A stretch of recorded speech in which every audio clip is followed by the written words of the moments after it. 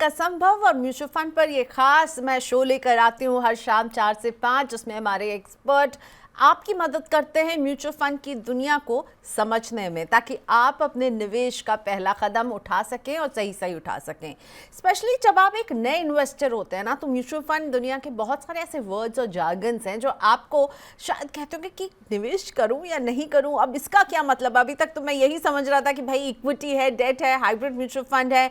अभी तक मैं ये समझ रहा था कि लार्ज कैप है, स्मॉल कैप है, और अब दो नए टर्म सामने आ जाते हैं, और ये दो नए टर्म्स होते हैं डायरेक्ट और regular fund. Her mutual fund in दो तरह की स्कीम्स में बटे रहते हैं, डायरेक्ट और रेगुलर। अब इसके बीच में अंतर क्या होता है और आपको एज अ न्यू इन्वेस्टर इसे कैसे समझना चाहिए, रेगुलर प्लान और डायरेक्ट प्लान में आपको कौन सा निवेश अपने लिए चुनना चाहिए, तो इसी से आज हम बातचीत की शुरुआत करने वाले हैं। मेरे साथ जुड़ रही हैं पर्सनल फाइनेंस एक्सपर्ट और author Alpa Shah. Alpa, welcome to money 9, welcome to मेरी सिर्फ मेरा सवाल। हम उम्मीद कर रहे हैं कि आज हमारे इन्वेस्टर्स आपसे बहुत सारा कुछ सीख कर जाएंगे और अपनी निवेश की जर्नी को और ईजी बनाएंगे।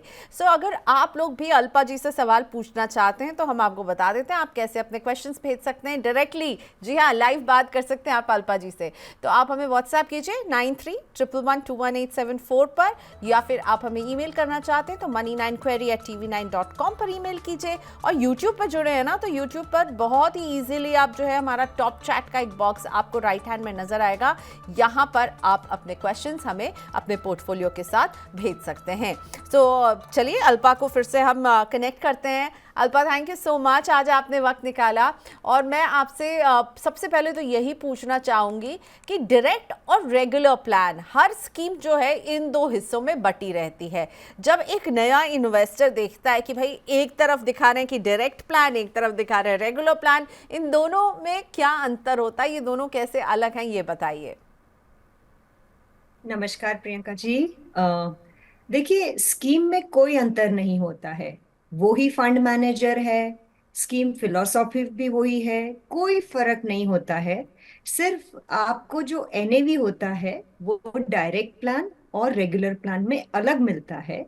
क्योंकि जब हम ऑपरेटिंग कॉस्ट या मार्केटिंग कॉस्ट और तीसरा जो कॉस्ट होता है ना, म्यूचुअल फंड डिस्ट्रीब्यूटर्स को जो कमीशन पे किया जाता है, वो तकरीबन 2 सवा 2% के आसपास होता है हर स्कीम में। जो अगर आप डायरेक्ट प्लान में जाते हो तो जो कमीशन म्यूचुअल फंड डिस्ट्रीब्यूटर्स को पे किया जाता है वो आपको नहीं भरना पड़ता है, क्योंकि आप डायरेक्टली निवेश कर रहे हो ना। तो आपका रिटर्न्स उस हद तक ज्यादा मिलता है आपको, और उसकी वजह से एनएवी भी थोड़ी सी डिफरेंट होती है। लेकिन यहाँ पे मैं ये कहना चाहूंगी कि आप निवेशकों को ये जरूर समझना चाहिए कि अगर आप अपने बारे में सोच रहे हैं कि कैसे निवेश करना है, अगर आप पहली बार निवेश कर रहे हैं तो आपको जरूर मदद लगेगी। और म्यूचुअल फंड डिस्ट्रीब्यूटर एक सही सलाहकार है जो आपको हैंड होल्ड करता है, समझाता है, आपको सर्विसिंग देता है। और मुझे ऐसे लग रहा है कि डायरेक्ट प्लान और रेगुलर प्लान में फर्क कुछ नहीं है, सब कुछ सेम है। लेकिन आपको अपने नेचर के हिसाब से इसमें आगे बढ़ना चाहिए। ठीक है, तो स्कीम एक जैसी रहेगी और एक में आप कमीशन का हिस्सा भी एक छोटा सा पे कर रहे होंगे, और दूसरे में आप डायरेक्टली कंपनी में जाकर निवेश करते हैं, वहाँ पे ये डिस्ट्रीब्यूशन कॉस्ट जो है वो कट डाउन हो जाता है। तो ये डिस्ट्रीब्यूशन कॉस्ट तो बहुत कम होता है, राइट अल्पा जी, कितना होता है? और इस कॉस्ट से, लेकिन अब कहते हैं कि आप सिप कीजिए, सिस्टमैटिकली इन्वेस्टमेंट प्लान के जरिए आप लंबे समय के लिए निवेश करते हैं, तो ये छोटी सी भी जो कॉस्ट है लॉन्ग टर्म में अगर से हम कैलकुलेट करें तो रिटर्न में अंतर डालती हैं। जी प्रियंका जी, अंतर तो जरूर डालेगी। लेकिन हम यहाँ पे बड़ी सोच रख के, हमारा जो मेन गोल है कि भाई हमें अपने ड्रीम्स और गोल्स के लिए जो पैसा जब जब चाहिए होता है, क्या वो हम पा रहे हैं। यहाँ पे इन्वेस्टर साइकोलॉजी जो है वो बहुत ही महत्वपूर्ण है। मैं ये कहीं नहीं बोलूंगी कि अगर आप डायरेक्ट प्लान में करोगे तो बेशक आपको रिटर्न्स ज्यादा मिलेगा। लेकिन जो अपना जो बड़ा पिक्चर है कि भाई हमें जब जब पैसों की जरूरत है तब क्या हमें मिल पाएगा, उस हिसाब से क्या हमारे रिस्क के हिसाब से हम इनमें निवेश कर रहे हैं। अब आज ही इतना मार्केट ऊपर है, तकरीबन 50 लोगों ने मुझे मैसेज किया होगा कि मैं क्या खरीदूं। तो ये जो ग्रीड और फियर वाला जो इन्वेस्टर का सबसे बड़ा साइकोलॉजी है, उनको कंट्रोल करना है, तो हमें म्यूचुअल फंड डिस्ट्रीब्यूटर के थ्रू रेगुलर प्लान में निवेश करना चाहिए।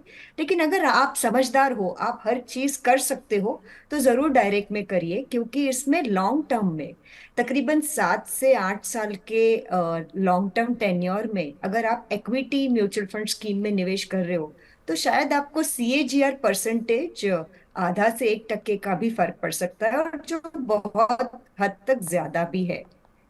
लेकिन मेरा ये सबसे ये सलाह रहेगा कि प्लीज आप हमेशा कॉस्ट कटिंग के ऊपर ध्यान मत दे दीजिए। आपको अपने नेचर के हिसाब से, अगर आप डायरेक्टली नहीं समझ रहे हो, इतनी सारी स्कीम्स है, तो आपको जरूर एक सलाहकार की मदद पड़ेगी, और आपको रेगुलर प्लान से उनके सलाह के अनुसार निवेश करना जरूरी है।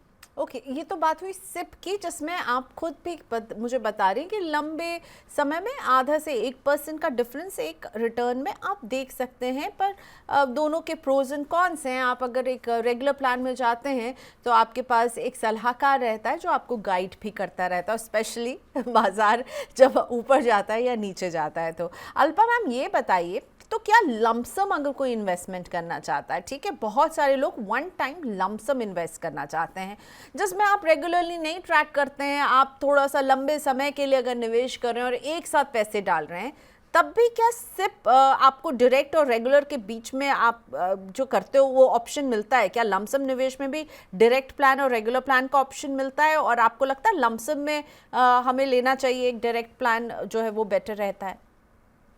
प्रियंका जी, काफी हद तक जो समझदार निवेशक है, वो बहुत बार एक फाइनेंशियल प्लान डिजाइन करवा लेते हैं, जिसके लिए आपको फीस पे करनी पड़ेगी।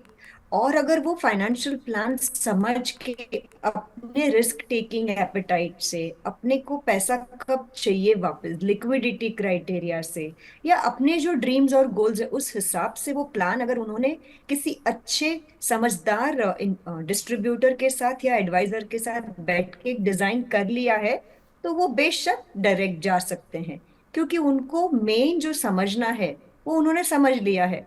फिर एग्जीक्यूशन के लिए वो डायरेक्टली जा सकते हैं।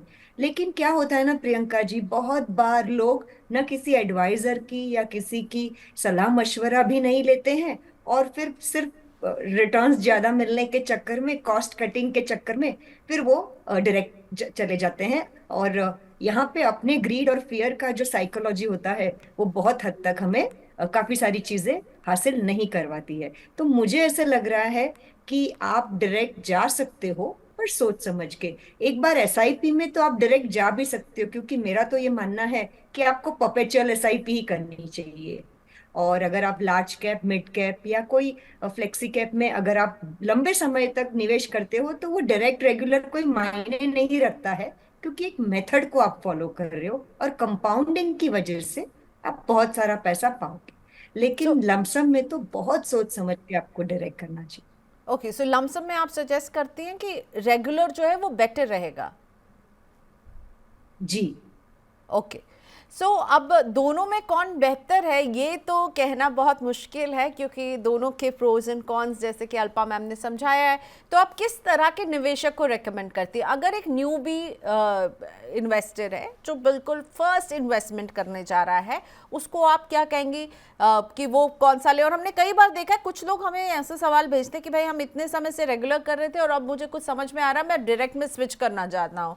तो बताइए, जो थोड़े एक्सपीरियंस है क्या वो डायरेक्ट में स्विच करें, और जो नए आ रहे हैं उनके लिए आप कहेंगे कि भाई आप डायरेक्ट ही में नहीं करके रेगुलर के जरिए इन्वेस्ट कीजिए?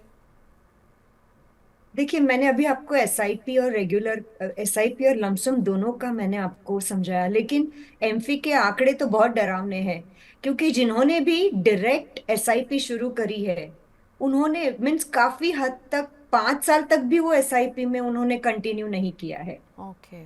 और आप उसको कंपेयर करेंगे रेगुलर NAV से, जिन्होंने SIP शुरू करी है, वो काफी हद तक बहुत लोगों ने 5 साल के ऊपर भी उसको कंटिन्यू करी है। यानी कि कहीं ना कहीं हमें एक अच्छे सलाहकार की जरूरत पड़ती ही है। क्योंकि वो हमें समझाता है कि भाई हमारे लिए क्या सही है। और हम बहुत बार इमोशनल हो जाते हैं, और यही वजह है मुझे लगता है प्रियंका जी, कि हम डायरेक्ट और रेगुलर के विषय में ज्यादा ना सोचे, पर जो हमें हासिल करना है हमारे निवेश से, वो अगर ध्यान से करे तो वो बेहतर रहता है।